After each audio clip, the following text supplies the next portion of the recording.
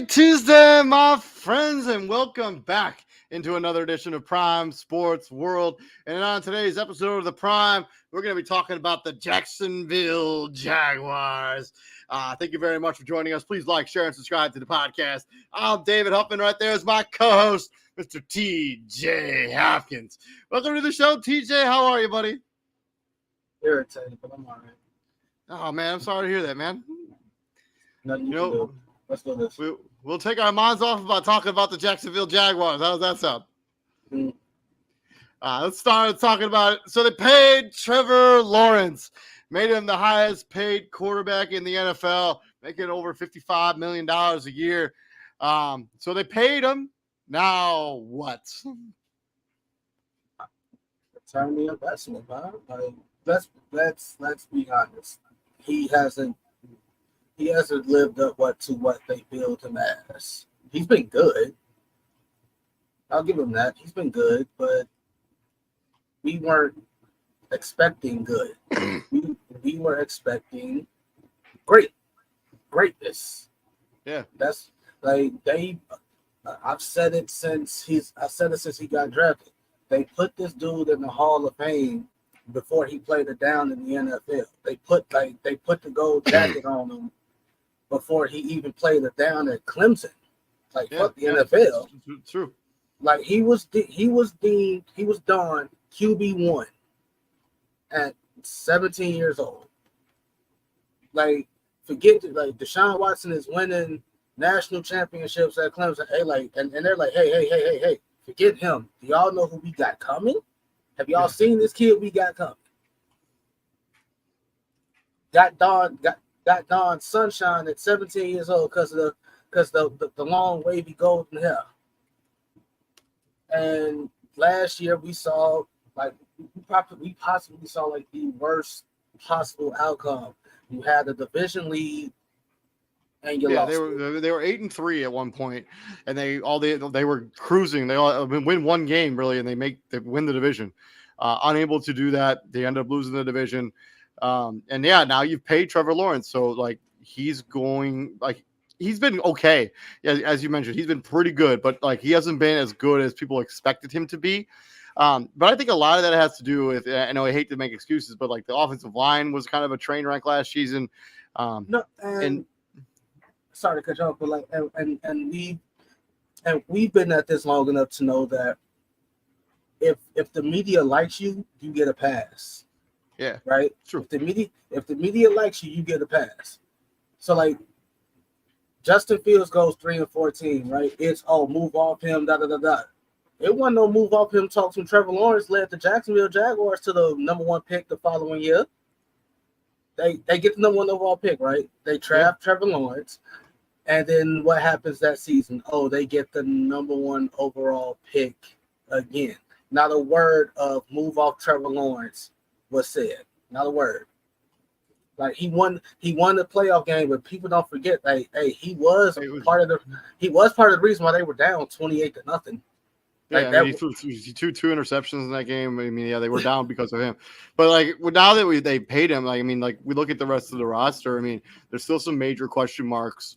So moving talking about protection, Trevor Lawrence basically showed up to games last season, very little, basically didn't practice at all, and basically just played games. And because he was so banged up last year, this offensive line wasn't good last year. Can they protect Trevor Lawrence? Because now they've made a major investment on him. We like to talk about this part of the stuff on later parts of the show, but you bring in Gabe Davis, you bring in Brian Thomas Jr., you bring in Devin Duvernay, you bring in Ezra Cleveland, you bring in Mitch Morris. You look at this offensive line outside of Cam Robinson at your left tackle. This should be a much improved unit. Evan Ingram is a top 5-3-ish tight end in the NFL. Can they protect? I think he's a top 5 tight end, man. I'm telling you, Evan Ingram. He led the NFL in completions last year. I think he's real good. Top 5 tight ends don't get moved. I mean, Top he five signed, tight ends don't. he left Giants in free agency. It's not like he got traded anywhere. Top 5 tight ends don't get let out the building. Okay, but can they protect him? Like, is this going to be the year where we see this offensive line? They gave up 41 sacks last year. Trevor Lawrence's sack on average 2.4 times per game. I know 2.5. I know. Can they protect him? It's you better protect him. Like that. Like ain't no can they. It's they better. They better protect him. $55 million is standing back there. 55 a season is standing back there. You better protect that. Like ain't no give up and say, "Oh my bad." Hey, fuck your bad. Seriously. I also probably wouldn't. I think the giving Trevor Lawrence this extension, it was a little reckless. I think I probably would have waited till the end of this offseason, but we don't know what the quarterback scale is going to end up looking like next year. When I'm not sure who's up for, but I mean, no, as you mentioned, he's been good, but he hasn't been $55 million a year good. Yeah, no. I don't know who's the I'm next year. I mean, Joe Burrow got paid. I mean, I'm not sure who the next guy. I don't know who. I don't know who the next big name to be paid is. It's like I think right now everybody's focusing on the receiver aspect because we saw Justin Jefferson get the bag. So the next in line for that is Jamar Chase. So everyone's pretty much watching. I guess for that domino fall. I guess if you're gonna, I guess it would be Dak Prescott potentially getting his extension. Yeah, it probably matter of fact, it is him because a lot of people like on first take and whatnot that's kind of what they're talking about. And it's not just him. Like it's like 4 other quarterbacks that could potentially get paid. And if you're the Jags, obviously priority number 1 is protecting Trevor Lawrence, and you want to do that, but wanting to do it and actually doing it are, as we know, are 2 separate things. And it's certain things that you honestly no matter how prepared you think you are, you're never really fully prepared. Like what happens to this team? What happens to this front if, knock on wood, Cam Robinson goes down? Now you can prepare for that all you want. You can take the precautions all you want, but it does not. Whoever you got at the backup left tackle spot ain't Cam Robinson. Yep. You know what I'm saying? So just looking at their depth chart, there's like Walker Little, we've seen that experiment. Him playing right tackle, he's not an NFL tackle. He's just not. Like he's a swing tackle. If you need him to fill in little spurts, he could probably do that for you. But he's just not a quality NFL tackle. That's true. So I mean I think it'll be interesting. I mean they put weapons around him, and like if there's an opportunity for Trevor Lawrence to be the best version of himself, it's going to be this season. They built up this offensive line. They put some weapons around him. I mean if he doesn't put up big time numbers this season, he may never get to that point.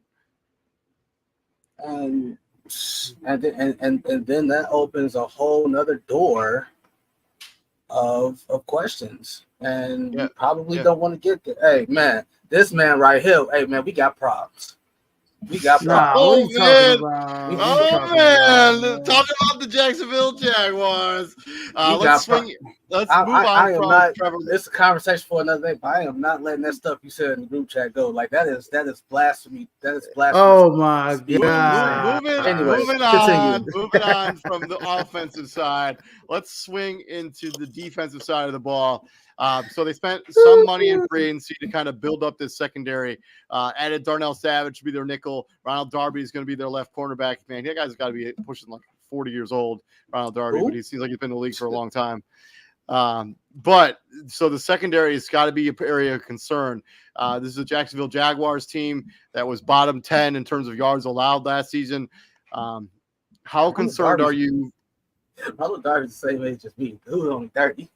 Oh, well, he's been in the NFL a long time. So, he just keeps bouncing around and signing one-year contracts. And, how concerned are you about this defense? What are your expectations for Trayvon Walker in year 3? Josh Allen just got paid. For some reason, has a middle name. attached to his name. No, Like it's not a middle name. Fill it up too much. It's a second last name. It's a hyphenated last name.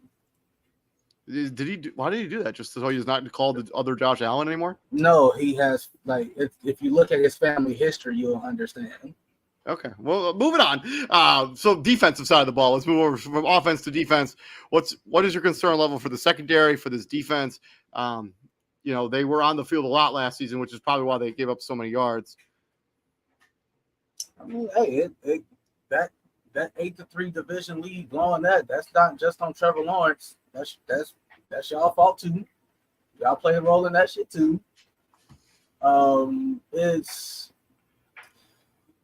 It's messy. Like that's what it is. It's like it's so messy.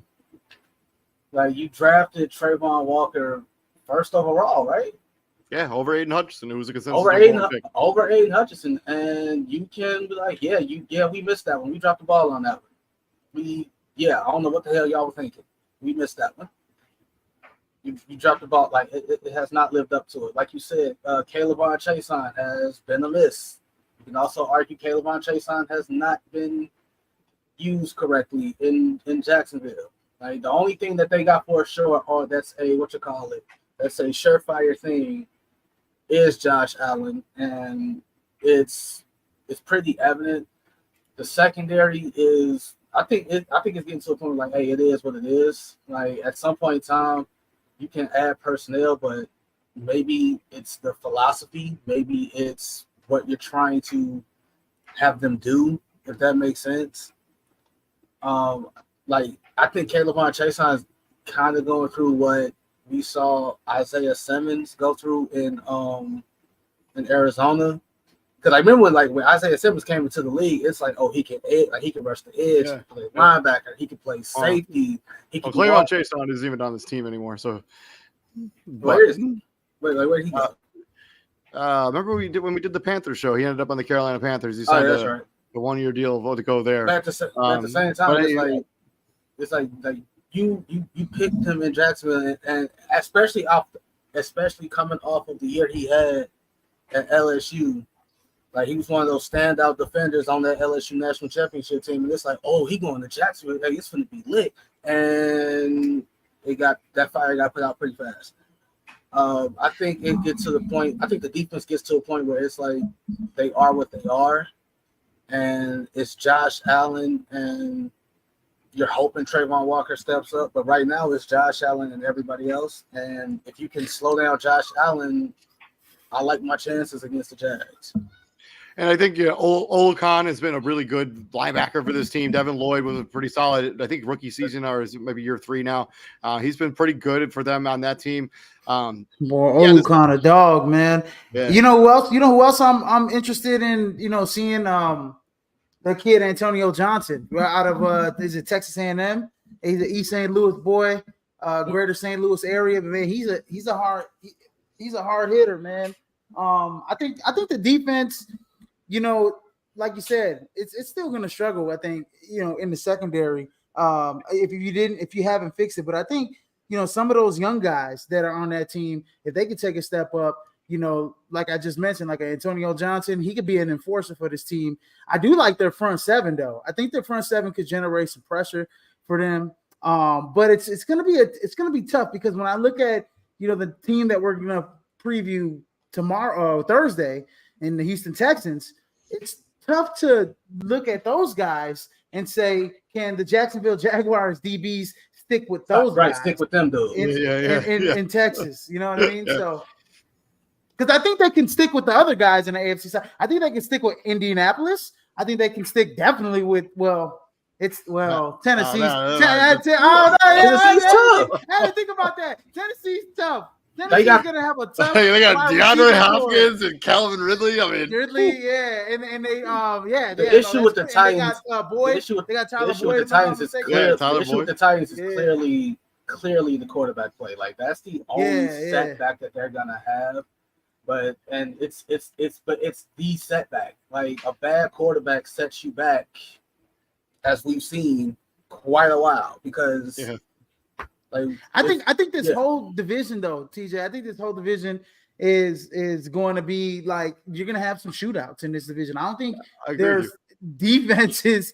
There's like I think if you're looking at defenses, I think the Indianapolis Colts probably have the better defense. I think it's Houston. I think Houston Texans, given the additions they made in the offseason, you expect Will Anderson Jr. to make another step forward. I mean, the Stingley has been one of the better, like underrated. Their Stingley is the dog. Yeah, they still got Jimmy Ward, right? Yeah, they still got Cashman. They still got. Well, we'll talk about the Houston Texans next time. Let's moving on. Let's talk about their draft. Obviously, they got Brian Thomas Jr., wide receiver at LSU. They went back-to-back LSU. They got the corner out of Florida State. They got Javon Foster, a tackle out of Missouri. Defensive line help also from LSU. An Ole Miss corner, a running back from Texas, a kicker from Arkansas, and they got an edge out of Texas Tech. How do you guys think they did with the draft? And what do you guys think of this Brian Thomas Jr. pick? I think he is going to – he was like traded back to get him to pick up future draft assets. And they still probably got the guy they were going to get at 17 or 18, wherever their pick was originally.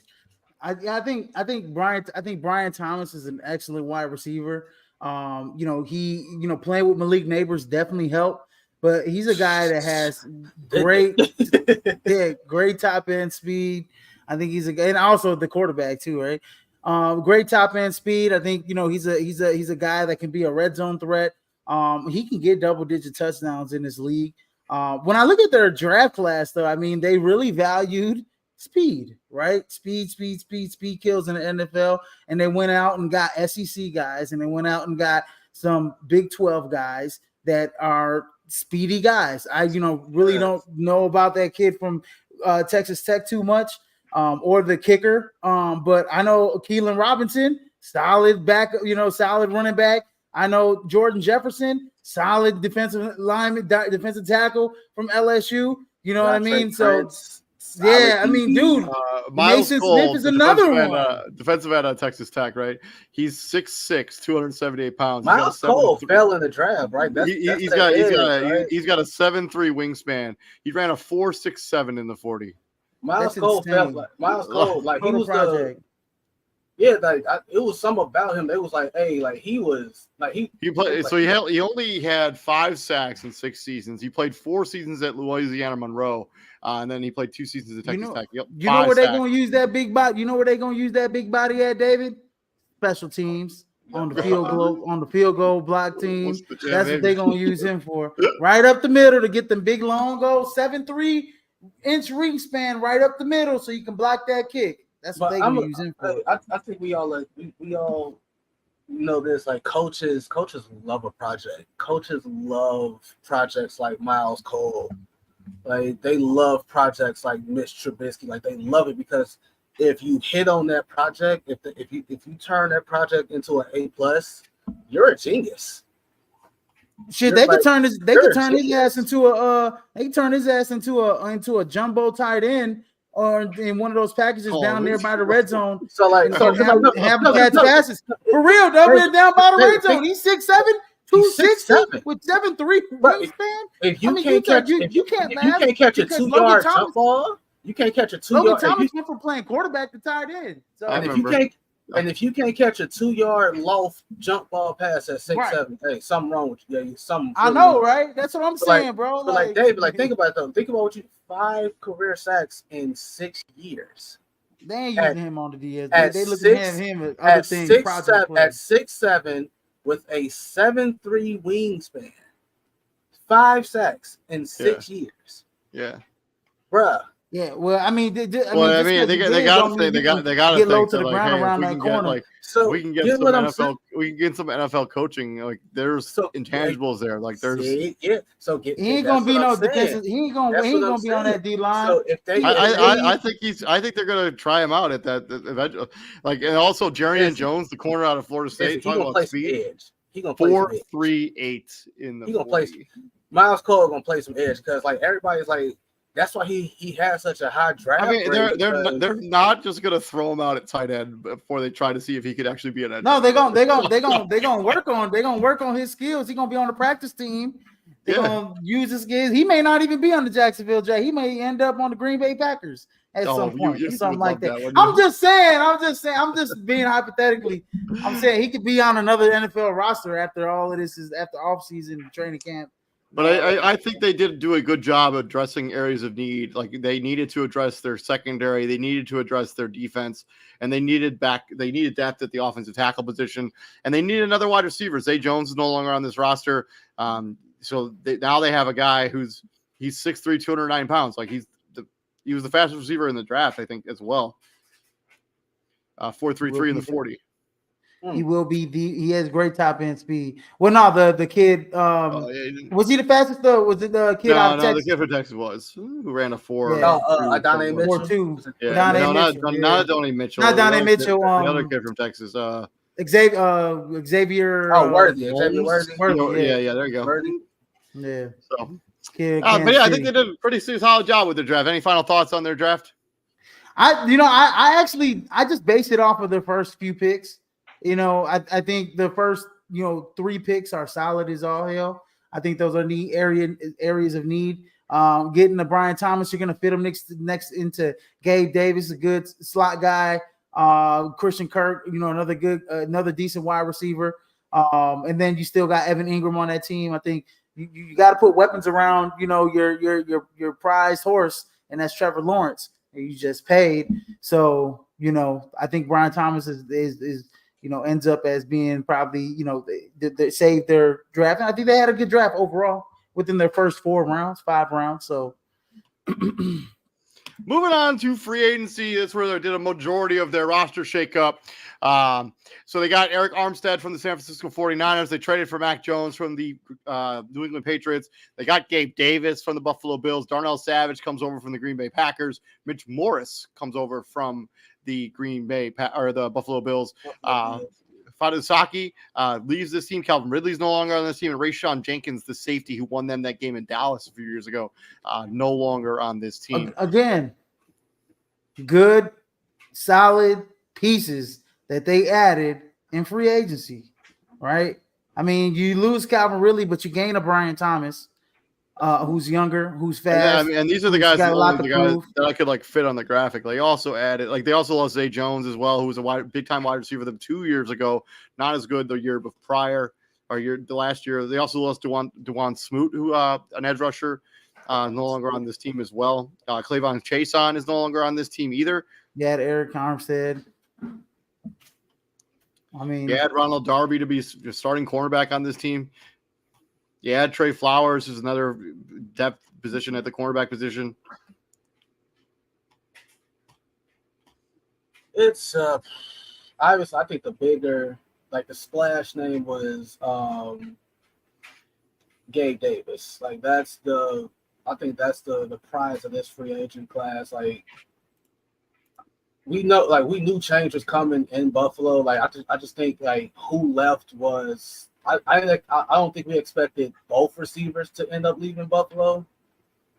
Gabe Davis left and Stephon Diggs left. So you pairing Gabe Davis. The challenge for Gabe Davis now is you're gonna get number 1 life now. I still don't think he's the number 1. I think Christian Kirk is still their number 1. Gabe Davis is going to get number 1 life. Christian Kirk, he got paid number 1 money at the time. Christian Kirk's not a number 1. Yeah, Brian I know. Thomas is not a number 1. So what they got right now in Jacksonville for Trevor Lawrence is a bunch of number 2s and 3s having to be 1s and 2s, and they're not that.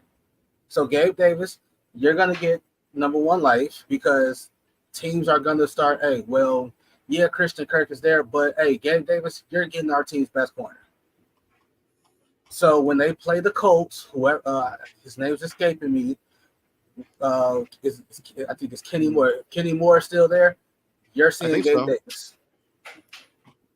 Derek Stingley Jr., you're seeing Gabe Davis. You're gonna get number 1, and you're gonna and we see it all the time. We see number 2s leave places to be number 1s elsewhere, and they realize, this shit is hard. I see why Stephon Diggs was getting safety over the top help and I was one-on-one a lot of the time, and I was able to beat most teams down the field because I think with passes over touchdowns over 20 or more yards, I think he leads the league or some shit like that. Like he, especially in the playoffs, like it was almost like that was like his time to shine. He had that crazy playoff game against the Kansas City Chiefs. So he had 16.7 yards per catch, caught 27 touchdowns while a member of the Buffalo Bills. He's a stretch. He's a guy who's a good stretch. Stretch the field. Yeah. Man, and you know what you're gonna get out of Darnell Savage? You're gonna get a hard hitting safety coming in his range. But he's not really gonna play safety. I think he's playing that big nickel package or nickel corner. Correct. Safety. He will play nickel. He's listed as a nickel back. Yeah. So yeah, I mean, I like what they did, adding those three guys: Eric Armstead, Gabe Davis, Darnell Savage, Mac Jones. I mean, I just put him on the graphic just because he's one of those household names that people know, like Mac Jones. Okay, but as TJ said, like it's somebody that's kind of there that can, because they haven't anybody that can really challenge Trevor Lawrence over the last few seasons. Like Mac Jones will be there, like. No, stop it. They just paid Trevor Lawrence. He's not pushing them. You're missing the point, man. Trevor Lawrence can literally basically do whatever he wants because no one was there to be like, oh, who's going to take the job from Trevor Lawrence? I'm not saying Mac Jones is going to come in and outplay Trevor Lawrence, but he has somebody in there that can actually push him. Like, you get what I'm saying? Saying? Yeah, I get what you're saying. And I think, building up this offensive line, bringing Mitch Morrison at the center position, building up this offensive line. Also, I forgot to mention new defensive coordinator also for the Jacksonville Jaguars. Ryan Nielsen is now their new DC after they let go whoever it was last season. But that also plays a role in what I said earlier. Like, maybe it's time for a new philosophy. Whatever they was trying wasn't working. Let's try this shit now. So like Mac Jones, I think Mac Jones and Justin Fields got dealt the worst hands, some of the worst hands in NFL history. It's like they were handed trash and was told to make it and was and was like mad that, and people were mad that it didn't work. Go ahead. I feel like Mac Jones, hometown guy, right? He's from Florida. Yeah, he's from that area. From that area. He's familiar with that area. I mean, plus Mac Jones, a young quarterback. I do agree that, former first round pick. I do agree that Mac Jones, could still play in this league, but he was never going. In my opinion, you guys have your entire year, but he was never going to push Trevor Lawrence or even challenge him for any type of job. Trevor Lawrence, we all talked about it, has been billed as the Messiah or whatever. I hate using that, but he's been billed as this generational talent of a quarterback since 8th grade. And you know what I mean? Problem. And so my thing is that, like you said, if they would have brought in Justin Fields, I think he could have. Because since Justin Fields has, I think, a lot more talent, I think, than Mac Jones does. Of course. I think Justin Fields, that would have been like, oh, he's going to challenge Trevor Lawrence for maybe, something. It might be a little something. But I don't think Mac Jones, I think Mac Jones is a guy, he's got a strong arm. If Trevor Lawrence somehow goes down, we got to know that we have a true solidified backup quarterback to be able to ride the shit. You still got CJ Beathard on the team. I think the real competition in camp is who's going to be number 2 behind Trevor Lawrence. Is it going to be Mac Jones or CJ Beathard? I agree with you. And so having Mac Jones and CJ Beathard on the team, if Mac Jones wins out number 2, he proves not only that he can still be a quality backup, and he can still maybe start a few games and help you win a few games. And with that talent, with Etienne and Ingram and those 3 wide receivers and a strong arm with Mac Jones and improved offensive line, I think Mac Jones needed a fresh restart. And we saw Trevor Lawrence. How many games did he miss last season with that knee or hip. He didn't miss any. He played through all that. He played like I thought he missed one or two. He missed like 2 or 3 games. David, he did not play against the Bengals. He did not play that game. He missed one game. Sorry, one game. He missed one game. One game, was it? Yeah. So I mean, it's just but he got hurt during that game and then left in the middle. Okay. And then played the week after that.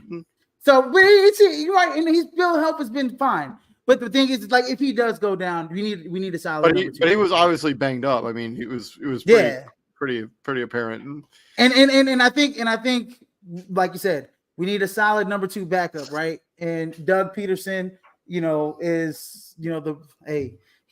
backing up my guy his whole career, and so he knows the importance of having a solid number 2 backup behind, the number 1. So next. Moving on to the schedule. Let's talk about ceiling. Let's talk about floor. Let's start with the floor, and then we'll go to the ceiling. Obviously, they do have that game in London, I think, against the New England Patriots, as they seem to be basically the home team for London. Let's talk about floor. What's the floor for this team? I gotta look at their schedule one by one. Miami's a loss. Cleveland's a loss. Buffalo's a loss. Houston's a loss. No, you know what? Cleveland might be a loss. Cleveland might be a win, but no, I think the first 4 games they could lose. Indy at home, I think they can split with Indy or win Indy. At Chicago, ooh, that's tough. That's a pick 'em. Win against the Patriots. They might be. They might be able to. They might be able to.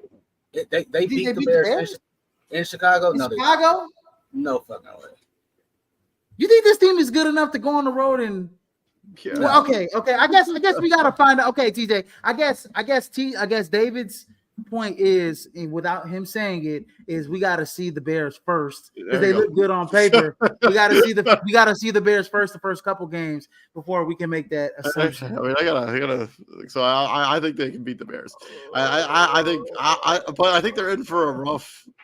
Like, this is not an easy schedule, to say the least. Floor is like 7 games. Ceiling is like 9, 10 games. 7. I said 7. Yeah, floor is 7. Floor is 7. Ceiling is 9, 10 games. Bro, I think they could split with Houston possibly. They could be 0-4 out the gate. You got Miami, Cleveland, Buffalo, Houston out the gate.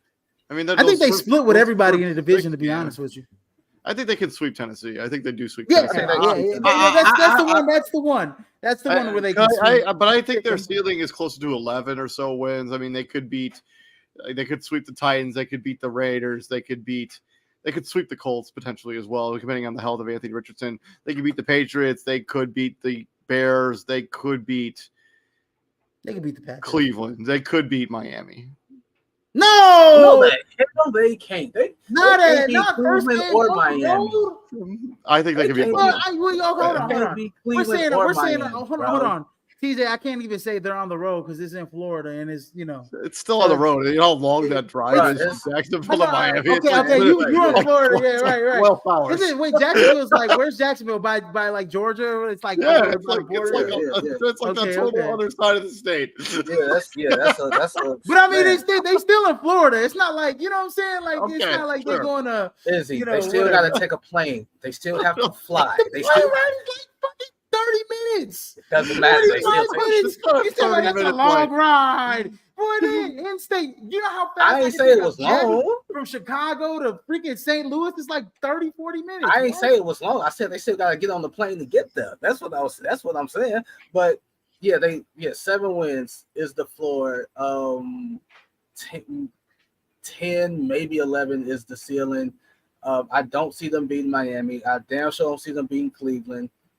I don't see them beating Buffalo. It's only a 5-hour drive, actually. They're not taking, but they're not. They're not driving. They're taking a private jet. Right, man. I drove more than that yesterday. I drove like 7 hours yesterday. They can absolutely lose to Chicago. They can lose to Green Bay, Philly. Come on now, they can beat Minnesota. They're losing to Detroit. They beat Houston at the crib. They probably sweep Tennessee. The Jets is a question mark due to the health of Aaron Rodgers. They possibly beat the Raiders. Like, I'm not finna sit here and act like Gardner Minshew can't go out there and get them a dub. Especially a little bit of a revenge game for Gardner Minshew, you know.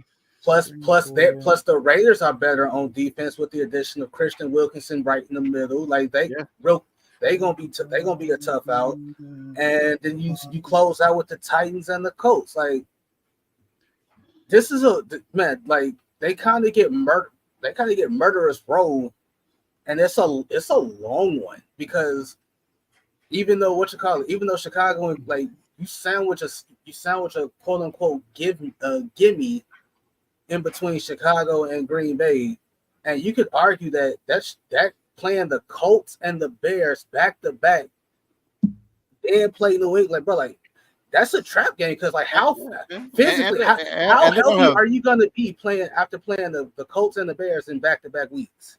And then you gotta go to London, and then they got a super late bye week.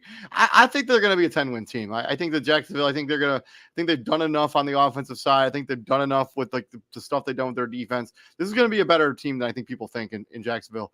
I think they're a 10-win team. I think they're a fringe wild card team, because I think I think the Texans are gonna be better than them.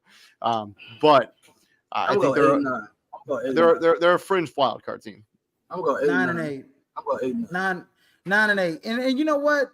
I also think that I do think there's a scenario where their floor is like 4 wins, and they take, like, we're talking about this at the end of, we're doing like our evaluations after the season. We're talking about Doug Peterson being out. We're talking about them having 4 wins this season. Like, this is a pretty difficult schedule. It is pretty difficult. Yeah, I'm going. You have like a Minnesota team that, depending on what they get out of the quarterback play, whether that be JJ McCarthy or Sam Darnold, I mean, that should be a good, pretty solid Minnesota Vikings team. Detroit is going to be one of the upper echelon teams in the NFL this year. So I think they're Florida. I think the Florida 4 wins, man. I think they're a good scenario where they could lose like especially if you get off to like 5 straight in a row at the beginning of the season, like morale could be down. And it just entirely possible.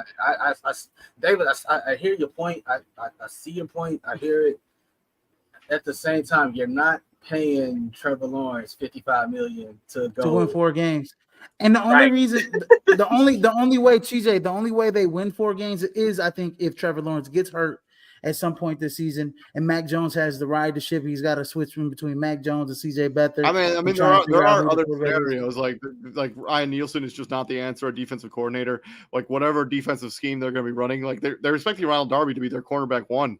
And Ronald Darby is probably still a good corner, but he gets hurt all the time, like every year. I get it. I got them going 8-9. It could potentially be a very, very ugly 8-9. Like, I'm talking, they might go stretches where they look like the best team in the AFC. Well, it's not as rough as TJ. Sorry to cut you off, but it's not as rough as Tennessee's first 7 games. No, it's not. That's some shit right there. I don't know who they bogus as hell for that. For Tennessee, they gave him a horrible start to the season. I don't know who they pissed off, but they was, man. Yeah. But like, I'm sitting like they might have a 2-3 week stretch where they look like they just look virtually unstoppable, and then they might have a stretch where it's like, this is an NFL team. Like, it might go, like, it legit might fluctuate like that. Like, there's no in between. I mean, you're also looking. I mean, like I said, man. Hey, that defense. You're also looking. Trayvon Walker, Josh Allen Hines now, Eric Armstead. I mean, like I said, I like that. I like that front 7. I think their defense is going to be, at least in the front 7. I think they're going to be much improved. It's all about the back end, how they, and it's all about the back end, because look at besides Indy, and Indy still has some solid pieces, at wide receiver as well. Tennessee's going to be, hard to, keep up with, depending on the quarterback play there. But they have 3, 4, 5 tough wide receivers with Treylon Burks and Nikkei Westbrook, Akine Westbrook, and then you still have obviously Houston. So I mean, Jacksonville, defense on the back end is David's right. I mean, Ronald Darby, is gonna have to be. They're gonna have to be healthy fully to be able to keep up with the rest of the division through the air. So but I think, look, 5-7 wins. If Trevor Lawrence gets hurt, obviously it's going to be a long season. But I don't anticipate him being hurt. So we will see how things end up shaking out for the Jacksonville Jaguars. The next team we're going to be doing, and we're going to swing it into the Houston Texans, who I can't wait to talk about, to be totally honest with you. Could be the number 1 seed in the AFC when it's all said and done this season. But keep an eye out for that content. Please like, share, and subscribe to the podcast. David Huppman, Israel Rivera, TJ Hopkins. And gentlemen, what do we do here at the Prime, my friends? We bring the heat, guys. See you guys later. Peace out. Peace out. Y'all have a good night and stay safe. See ya. Peace.